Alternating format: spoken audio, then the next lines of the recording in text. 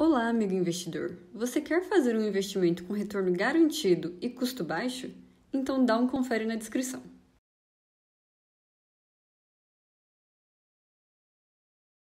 E aqui, acho que a minha última pergunta para vocês é uma coisa bem interessante de a gente falar sobre proteções. O Anderson falou agora sobre dolarizar a carteira, né? E eu acho que vocês estavam lá na pandemia, se eu não me engano, na carta que eu li, em março, ali, em torno de 16% em caixa, e depois daquele banho de sangue, ficaram com 3% apenas. Alguma coisa parecida com isso. E com as eleições de 2022, o fundo ele vai tender a ser reativo ou proativo nesse cenário, né? Porque a gente precisa falar de proteção também, até o pessoal que é cotista ou que está pensando em como é que como é que vocês lidam com isso? Como é que está o nível de caixa? Ou vocês pretendem estar com o nível de caixa? Se vão utilizar derivativos? Enfim, fala só um pouco sobre isso, esse contexto para a gente. Bom, vamos lá, assim, de maneira geral, como a gente está encontrando muitas oportunidades e o preço está muito interessante, o nosso caixa hoje é baixo. Eu acho que cada eleição acho que tem uma história assim um pouco diferente, né? Nessa parece que já está tendo uma certa antecipação, né? Então a gente já está vendo, eu acho que a sangria, assim, a gente está conseguindo comprar muitas coisas baratas e o que deixa a gente um pouco mais tranquilo. Igual o Anderson colocou, a gente até quando a gente pensa no fundo, na carteira, a gente sempre tem uma carteira adequadamente balanceada, né? Então a gente tem empresas que se beneficiam de uma inflação mais alta, exportadoras que se beneficiam de um dólar mais alto, enfim, a gente está de uma forma assim geral assim equilibrado, né? Agora, a questão de derivativos não é muito comum a gente usar, mas a gente tem essa possibilidade, né? Até, Rafael, se eu puder ilustrar o que a gente fez no passado, em 2014, eu era aquele verdadeiro sapo dentro da panela e com a água quente, a panela quente, a água esquentando, e a gente via as coisas deteriorando e demoramos um pouco assim para ver a gravidade assim do cenário que assim estava vindo pela frente. Então a gente teve anos ruins assim no fundo Real Investor. Foi quando a Dilma também assim ganhou a eleição, enfim, foi reeleita. Então a gente sofreu um pouco mais assim do que deveria, né? Acho que dava para ter evitado um pouco. Na eleição de 2018, antes da eleição, a gente entrou com um pé um pouquinho aí no freio. A gente estava com um caixa um pouco maior, chegando mais próximo da eleição, como a gente entendia que era um cenário assim binário, assim, que ou era o Haddad ou era o Bolsonaro, e a chance que a gente atribuía era 50% para cada cenário, e a gente só tinha uma certeza que o mercado ia gostar um pouco mais do cenário do Bolsonaro com o Guedes e ia, assim, talvez detestar o cenário ali com o Haddad, né?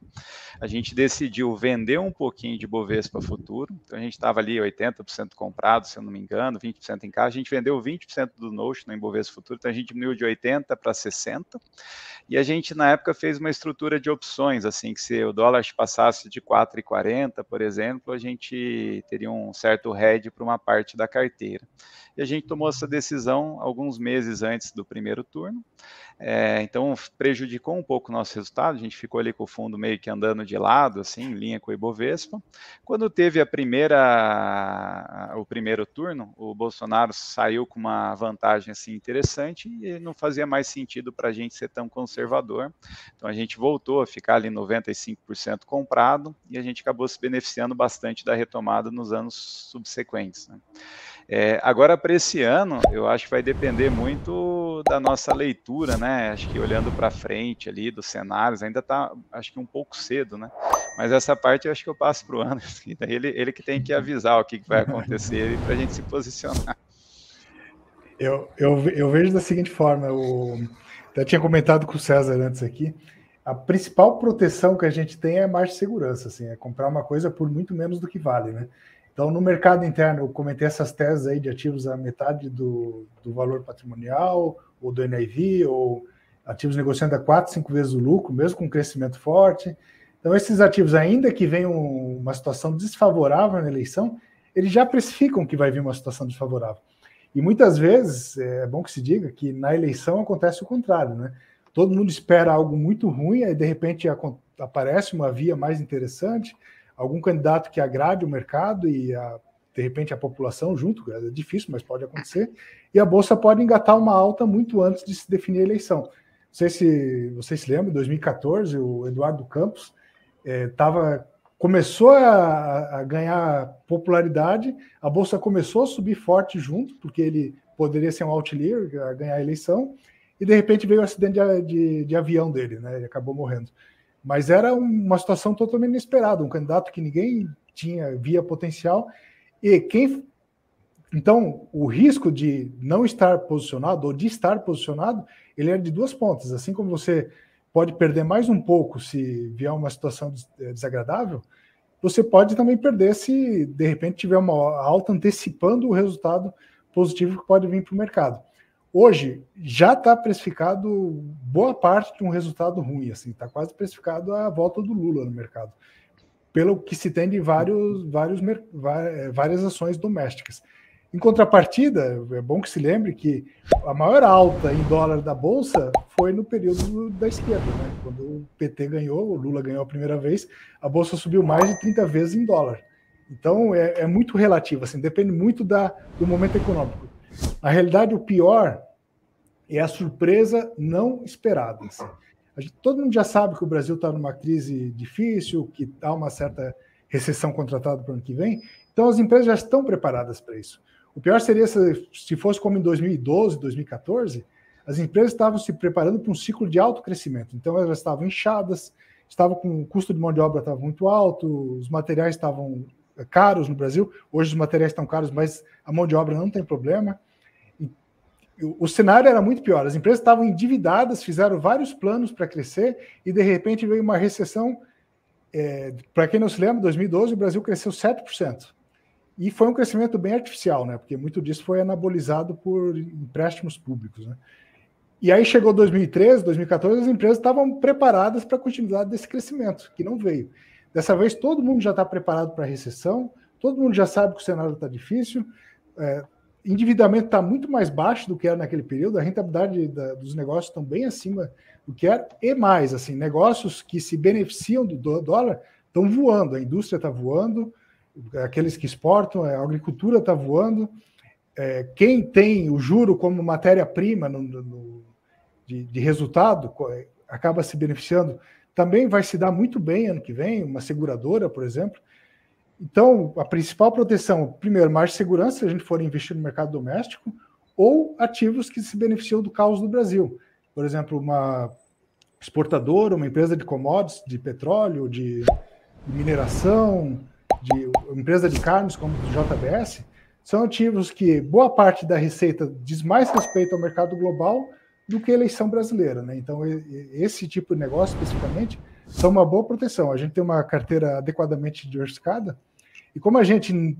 Isso é outra coisa que é a nossa característica. A gente não vai all-in numa tese. Né?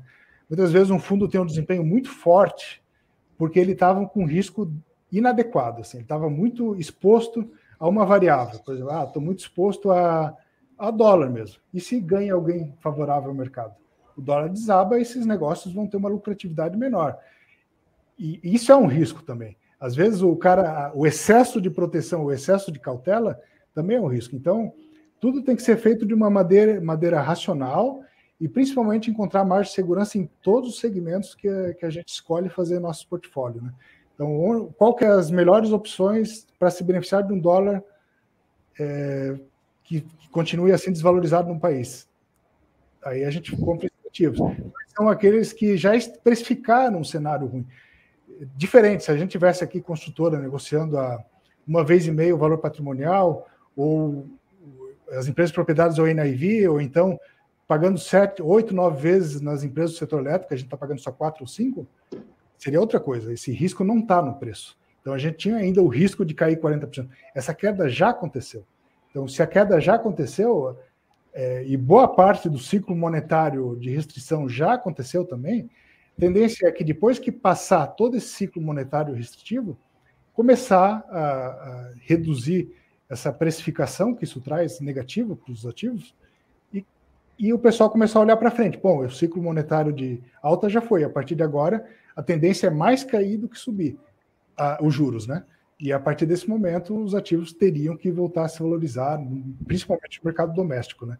Mas se você tiver uma carteira 100% protegida, você não vai ganhar nada com isso, né? Então, tudo é uma questão de saber dosar o quanto que a gente quer de cada risco e é importante dizer assim, a diferença entre o remédio e o veneno é a dose, né? Se você tiver com muita dose excessiva em algo que parece um remédio, ele vira um veneno também. Boa. Muito obrigado por assistir até aqui. Estes são alguns vídeos que vão potencializar seus investimentos.